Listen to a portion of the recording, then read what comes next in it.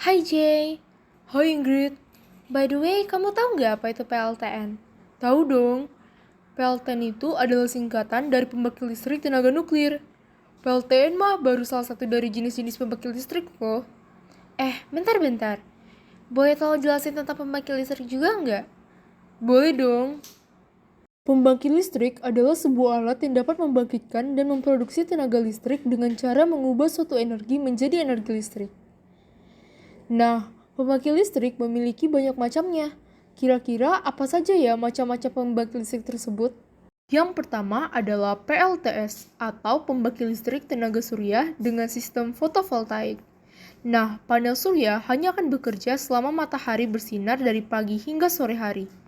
Selanjutnya, panel surya akan menyerap sinar matahari dan mengubahnya menjadi arus listrik. Energi listrik yang dihasilkan oleh panel surya akan disalurkan melalui inverter, lalu diubah menjadi energi siap pakai untuk menyalakan berbagai alat elektronik di rumah, seperti menyalakan lampu, charger handphone, dan menyalakan AC. Supaya hasilnya bagus, panel surya harus ditempatkan di area yang paling banyak terkena sinar matahari, seperti atap lapangan, luas halaman terbuka, lampu jalan, dan danau.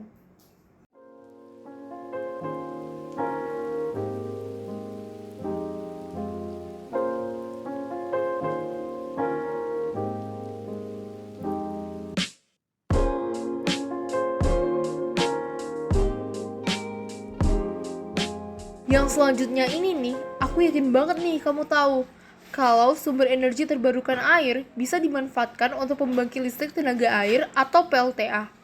Di Indonesia sendiri, PLTA sudah cukup banyak dan salah satu yang terbesar adalah PLTA Cirata, yang mana terletak di Jawa Barat dan memiliki kapasitas sekitar 1008 MW. Dalam PLTA, energi yang dipakai adalah energi potensial yang dijadikan energi gerak untuk memutar turbin dan akhirnya generator akan menghasilkan listrik. Mulanya, air harus ditampung terlebih dahulu, kemudian dialirkan melalui kanal-kanal kecil yang di dalamnya terdapat turbin. Saat air mengalir, turbin akan berputar dan membuat generator menghasilkan listrik. Nah, listrik itu kemudian dikumpulkan atau langsung dialirkan ke konsumen. Selain itu, pembangkit listrik tenaga air ini juga bersifat dapat diperbarui atau renewable energy. Pada umumnya, jenis pembangkit listrik ini dipasang tepat di sebelah sumber air yang cukup besar, seperti bendungan, waduk, atau sungai dengan aliran airnya yang cukup deras. Loh, kok sekarang kita ada di sini? Iya, jadi selanjutnya kita bakal belajar tentang PLT angin. Nah, kamu tahu nggak tentang PLT angin? Kalau ini mah aku jagonya. Jadi, sumber energi angin dimanfaatkan dalam pembangkit listrik tenaga bayu atau PLTB. Jika kita lihat dari letak geografisnya, Indonesia memiliki sumber energi angin yang menguntungkan karena berada di kepulauan yang mana dilewati garis khatulistiwa dan terdapat banyak sekali pantai dan dataran tinggi. PLTB sendiri mempunyai keunggulan dibandingkan pembangkit listrik dengan sumber energi lainnya karena PLTB tidak menghasilkan polusi. Jadi, gimana sih kincir angin menghasilkan listrik? Alat utama dalam PLTB adalah kincir angin yang tingginya sekitar 80 meter dan baling-balingnya sepanjang 57 meter. Dengan tinggi dan panjang seperti itu, kapasitas listrik yang dihasilkan adalah sekitar 2,5 megawatt untuk setiap kincir angin. Proses kerjanya, kincir angin berputar karena energi dari angin. Di poros kincir terdapat turbin yang ikut berputar. Turbin kemudian memutar generator dan menghasilkan listrik. Lalu, listrik disimpan dan dialirkan langsung ke pengguna. Jadi, kira-kira begitulah cara kerja PLTB. Nah, yang bakal selanjutnya kita bahas adalah PLTU atau pembangkit listrik tenaga uap, yang mana menggunakan tenaga uap untuk menghasilkan energi listrik. Jadi, gimana sih cara kerjanya? Material yang dibutuhkan adalah minyak dan batu bara. Batu bara ini kemudian akan dimasukkan ke sebuah tungku pembakaran dan di sana batu bara ini akan dibakar hingga bertemperatur sangat panas. Lalu, air yang mengalir dalam tungku pembakaran akan didirikan dalam suhu yang sangat panas hingga berubah menjadi uap. Lalu, uapnya akan bergerak masuk ke ruang turbin dan memutar turbinnya, dan putaran turbin ini akan menggerakkan generator, dan dari generator inilah yang akan dihasilkan energi listrik. Oh iya, energi listrik yang didapat tadi akan masuk ke transformator, lalu disalurkan melalui gardu listrik hingga sampai ke rumah-rumah. Keren kan? Dan selain itu, ini ada kelebihannya loh dari penggunaan PLTU, yang mana biaya untuk bahan bakarnya yang sangat rendah, hingga lebih mudah untuk dikembangkan. Tapi kekurangannya adalah biaya untuk membangun PLTU ini masih sangat mahal, dan emisi karbon yang dihasilkan masih sangat tinggi.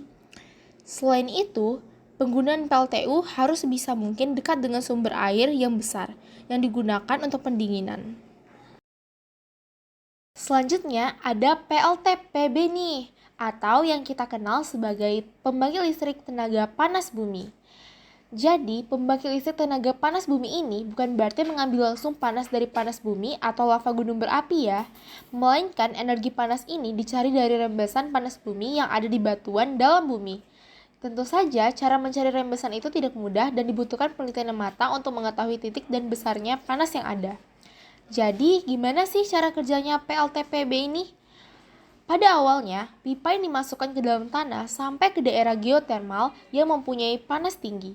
Di dalam daerah geotermal akan muncul air dan uap panas yang dihasilkan ke atas sampai ke separator. Tugas separator adalah memisahkan uap panas dan air, di mana air akan dikembalikan ke geotermal melalui sumur injeksi satu sementara uap air dialirkan ke turbin. Turbin kemudian berputar dan menggerakkan generator lalu dihasilkan listrik.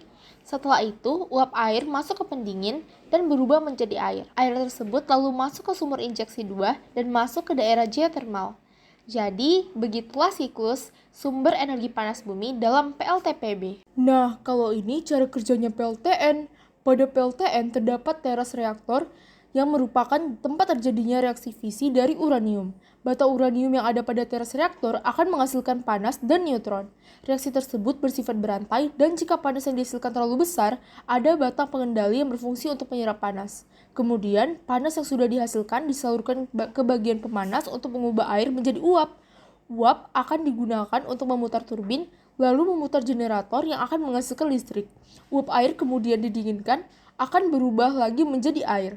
Sebenarnya cara kerja PLTN ini mirip dengan konsep PLTU sih, namun ya berbeda sumber energi atau pemanas yang digunakan di mana PLTN menggunakan uranium. Wah, thank you ya udah mau bagi-bagi ilmu. Hahaha, iya hari ini seru banget. Kita jadi saling tahu tentang sistem pembangkit listrik.